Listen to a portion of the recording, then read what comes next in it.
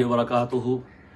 हज का तरीक़ा बयान करते हुए और हज की किताबों में भी आम तौर पे तफसील के साथ हज तमत्तो का तरीक़ा लिखा जाता है और बयान भी हज तमत्तो का ही किया जाता है। वो अहबाब जो हज क़िरान करते हैं उनकी तरफ से ये एक तकाज़ा आया है कि हज क़िरान का भी मुफस्सल तरीक़ा बयान किया जाए कि वो हज के आखिरी यानी कि आखिरी फ़्लाइटों से मक्का मुकरमा जा रहे हैं और उनका इरादा क़िरान का है। तो जो हुज्जाज किराम हज क़िरान या हज इफ़राद करना चाहते हैं ये क्लिप उनके लिए है। हज क़िरान का मतलब ये है कि हज और उम्रा एक ही इहराम में करना, हज और उम्रे को एक ही इहराम में मिला देना। ये हज मक्के में रहने वाला, हिल में रहने वाला और मिक़ात में रहने वाला नहीं कर सकता। ये जो आफाकी है, जो मिक़ात से बाहर रहने वाला है, वो कर सकता है। और हज क़िरान उन लोगों को करना चाहिए जो हज की आखिरी फ़्लाइट से अपने मुल्क से मक्का मुकरमा जा रहे हैं या मदीना मुनव्वरा पहले हाजिर हुए हैं और फिर ज़ीक़ात के आखिर में या ज़िलहिज्जा के शुरू में उन्होंने मदीना मुनव्वरा से मक्का मुकरमा आना है। दरमियान में जाने वाले या बिल्कुल शुरू की फ़्लाइट्स में जाने वालों के लिए हज क़िरान करना ख़ासा मुश्किल होता है। इहराम की पाबंदी लंबी हो जाती है, फिर बस औक़ात उसमें जिनायत का भी इम्कान पैदा हो जाता है। सबसे अफसल हज यही है हनफिया की तहक़ीक़ के मुताबिक। तो इसका तरीक़ा ये है कि जब आप की रवानगी का वक्त आए तो उसके लिए तैयारी करें और इहराम की नीयत से गुस्ल करें, जिस्म के तमाम गैर ज़रूरी बालों की सफाई करें और 2 रकत नफल पढ़ें। और उसमें बेहतर यह है कि सूरे कुल या अय्युहल काफ़िरून और दूसरी रकत में कुल हुवल्लाहु अहद पढ़ें। और ये नमाज सर ढांप के पढ़ें। नमाज से फारिग होते ही 3 काम करें। सबसे पहले अपना सर नंगा कर लें मर्द हजरात, और उसके बाद नियत करें अल्लाहुम्मा इन्नी उरीदुल हज्जा वल उम्रता फयस्सिरहुमा ली व तक़ब्बलहुमा मिन्नी। अरबी में न कह सकें तो अपनी ज़ुबान में कह दें कि ए अल्लाह, मैं हज और उम्रे दोनों की नियत करता हूँ, मेरे लिए आसान फरमा और मेरी तरफ से कबूल फरमा। और 3 बार फिर उसके बाद तलबिया पढ़ें लब्बैक अल्लाहुम्मा लब्बैक लब्बैक ला शरीका लक लब्बैक इन्नल हम्दा वन निअमता लक वल मुल्क ला शरीका लक। और 3 बार तलबिया पढ़ने के बाद एक मरतबा कह लें लब्बैक बिहज्जतिन व उम्रतिन, कि मैं हज और उम्रे दोनों के लिए ए अल्लाह आपके घर हाजिर हो रहा हूँ। आपका एहराम हो गया, एहराम की पाबंदियाँ शुरू हो गई, वो पहले तफसील के साथ आ चुका है इनका जिक्र। फिर वहाँ से आप अपने घर से निकले हैं या लाउंज में आपने गुस्ल करके एहराम बांधा है, आप एयरपोर्ट पहुँचे, लाउंज में जाएं, तमाम मामलात इमिग्रेशन के वो मुकम्मल करवाएं, जहाज़ में बैठें और एहराम की पाबंदी का ख्याल करते रहें, तलबिया कसरत से पढ़ते रहें, मक्का मुकरमा पहुँच जाएं, जद्दा उतरेंगे, सामान लेके गाड़ी से मक्का मुकरमा जाएंगे। जद्दा से 23 किलोमीटर के फासले पर हदूद हरम शुरू हो रही है और बहुत बड़ी रेहल बनी हुई है। लिखा भी हुआ है तकरीबन हर ज़ुबान में कि आगाज़ हदूद हरम। तो वहाँ की दुआएं हैं वो मसनून दुआओं में लिख दी हैं हमने, उसमें देख लें। और फिर हरम शुरू होने के बाद गुनाह से बचना बहुत ज़रूरी होता है। वैसे भी ज़रूरी है, वो तो अल्लाह ताला का ख़ास अपना सहन है। वहाँ जहाँ नेकी का सवाब ज़्यादा है तो गुनाह का वबाल भी ज़्यादा है।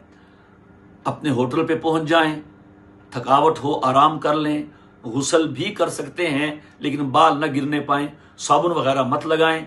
जब आपकी तबीयत फ़्रेश हो, खाना वाना भी खा लिया हो, बिल्कुल तबीयत फ़्रेश हो, अब चलें हरम पाक की तरफ और वहाँ जाके निगाहें नीची रखते रखते मताफ में पहुँच जाएं और यकबार निगाह उठा के दुआ करें। हाथ उठा के जैसे दुआ करते हैं, जितनी आप दुआ कर सकते हैं, ये वक्त दुआ के कबूल होने का है और आसमान के सारे पर्दे हट जाते हैं। ये दुआ बरह रास्त अल्लाह ताला तक पहुँचती है। दुआ करने के बाद फिर आप आएँ सब्ज़ लाइट की तरफ جو برآمدے میں نظر آ رہی ہوگی اس کے بالکل سامنے حجر اسود ہے، اور وہاں سبز لائٹ کے سامنے آنے سے پہلے 3 کام کر لیں۔ تلبیہ روک دیں اور استباء کر لیں کہ اپنی جو اوپر والی چادر ہے وہ بائیں کندھے کے نیچے سے نکال کے دائیں کندھے پہ ڈال لیں، اور پھر آپ نیت کریں اللہم انی ارید طواف بیتک 7 اشواط فیسرھا لی یا فیسرہ لی وتقبلہ منی۔ اے اللہ، میں آپ کے گھر کے 7 چکروں کے طواف کی نیت کرتا ہوں، انہیں آسان فرمائیے، قبول فرمائیے۔ پھر آپ سبز لائٹ کے سامنے آ جائیں کہ آپ کی بیک پہ پشت پہ سبز لائٹ ہو تو آپ کے سینے کے سامنے حجر اسود ہوگا۔ وہاں 2 کام کرنے ہیں، استقبال اور استلام۔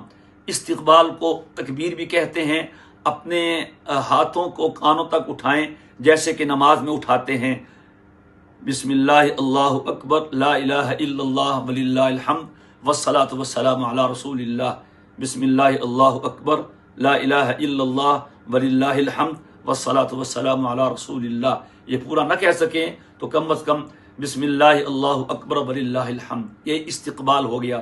پھر دوبارہ ہاتھ اٹھائیں سینے کے برابر اور تصور کریں کہ حجر اسود پہ رکھے ہیں، پھر وہی دہرائیں بسم اللہ اللہ اکبر لا الہ الا اللہ وللہ الحمد والصلاۃ والسلام علی رسول اللہ، اور اپنے ہاتھوں کو چوم لیں آواز کے بغیر، یہ تصور کریں کہ میں حجر اسود کا بوسہ لے رہا ہوں۔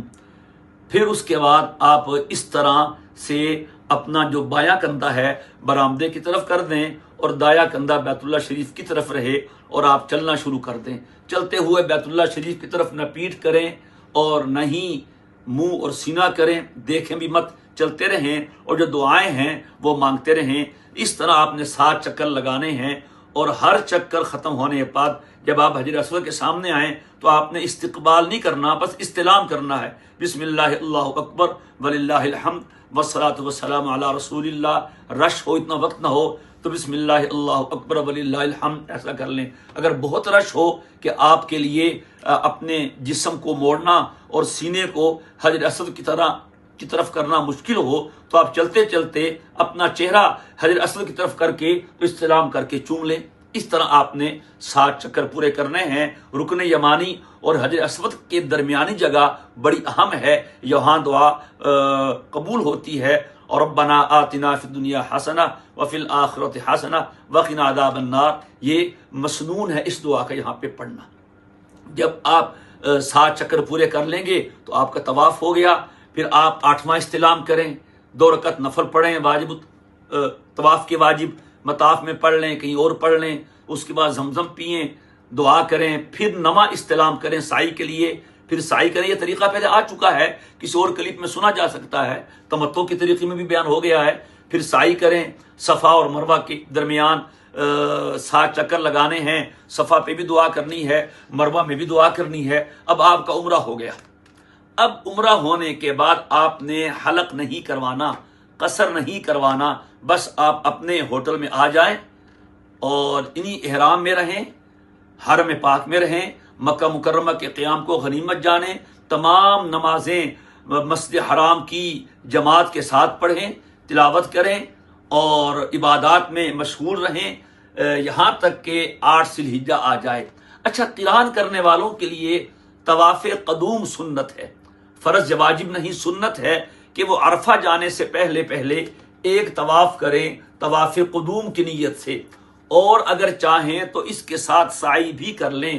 بہتر یہی ہے کہ حج قران کرنے والے اور حج افراد کرنے والے طواف قدوم کے ساتھ وہ اپنی سعی کر لیں، پھر انہیں طواف زیارہ کے ساتھ سعی نہیں کرنی ہوگی۔ اگر طواف قدوم نہ کریں تو سنت ہے، رہ جائے گی، کوئی واجب نہیں چھوٹے گا، لیکن اگر ہمت ہو تو طواف کر لیں، سعی کی ہمت ہو تو کر لیں، نہ ہمت ہو تو طواف زیارہ کے ساتھ کر لیں۔ لیکن یہ یاد رکھیں، اگر آپ نے طواف قدوم کے بعد سعی کرنی ہے، پھر آپ اس طواف میں رمل بھی کریں گے، استباء بھی کریں گے۔ اگر آپ نے سعی نہیں کرنی اور آپ کا ارادہ یہ بنا کہ سعی ہم کریں گے طواف زیارہ کے ساتھ، تو پھر آپ نہ رمل کریں اور نہ استباء کریں۔ یہ اصول ذہن میں رکھیے گا کہ ہر وہ طواف جس کے بعد سعی ہے، اس طواف میں رمل بھی ہے، استباء بھی ہے، یعنی تیز دوڑنا 3 چکروں میں اور بایاں کندھا ننگا کرنا، اور اس طواف کے بعد سعی نہیں ہے، اس میں نہ رمل ہے نہ استوا ہے۔ تو پھر آپ طواف قدوم کریں، سعی کریں، پھر آپ مینا چلے جائیں، اور حج کے 5 ایام وہ پہلے سے بیان ہو چکے ہیں، اس کے لیے مستقل کلپ ہے۔ آپ نے عمرہ کر لینے کے بعد پھر تلبیہ پڑھتے رہنا ہے۔ صرف حج قران والوں نے طواف کے دوران تلبیہ نہیں پڑھنا، اس کے بعد تلبیہ پڑھتے رہیں، اور پھر مینا، عرفات، پھر آپ رمی کریں گے۔ رمی کرنے سے پہلے تلبیہ ختم کرنا ہے، پھر رمی کرنی ہے۔ پھر آپ حج کا پہلا دن، دوسرا، تیسرا دن، چوتھا، 5واں دن، اور پھر آپ نے 10 تاریخ کو رمی کرنی ہے۔ قربانی کروا کے آپ نے پھر احرام کھولنا ہے۔ عمرے کا طواف بھی کھل جائے گا، اور احرام کا طواف اور حج کا طواف، عمرے کا احرام بھی کھل جائے گا اور حج کا احرام بھی کھل جائے گا۔ یہ ہے حج قران کا طریقہ، اور افراد کا بالکل یہی ہے۔ صرف افراد میں یہ ہے کہ وہ نیت کرتے ہوئے عمرے کی نیت کریں، عمرے کی نیت نہیں کریں گے، حج کی کریں گے۔ اللہم انی ارید الحج فیسرہ لی وتقبلہ منی، تلبیہ پڑھیں گے، اور لبیک بحجۃ کہیں گے۔ آ کے مکہ مکرمہ پہنچیں گے۔ طواف قدوم ان کے لیے سنت ہے، وہ عرفات جانے سے پہلے کیا جا سکتا ہے، جاتے ہی کر لیں، اور ان کے لیے بھی آپشن ہے کہ سعی کرنا چاہیں تو کر لیں۔ سعی کریں گے تو طواف میں رمل اور استوا کریں گے، سعی نہ کرنی ہو پھر رمل اور استوا کے بغیر کریں گے، اور پھر یہ اسی طرح احرام میں رہیں گے۔ اور پھر ان کے لیے قربانی واجب نہیں، مستحب ہے۔ یہ 10 ذی الحجہ کو رمی کے بعد حلق کروا کے احرام کھول سکتے ہیں، اور اگر چاہیں تو قربانی بھی کر سکتے ہیں۔ یہ حج قران کا اور حج افراد کا طریقہ تھا۔ امید ہے کہ ہمارے قران کرنے والے بھائیوں اور بہنوں کو، اور حج افراد کرنے والے بہنوں اور بھائیوں کو یہ طریقہ سمجھ میں آ گیا ہوگا۔ اللہ تعالی ہم سب کا حج آسان فرمائے اور مقبول و مبرور فرمائے۔ السلام علیکم ورحمۃ اللہ وبرکاتہ۔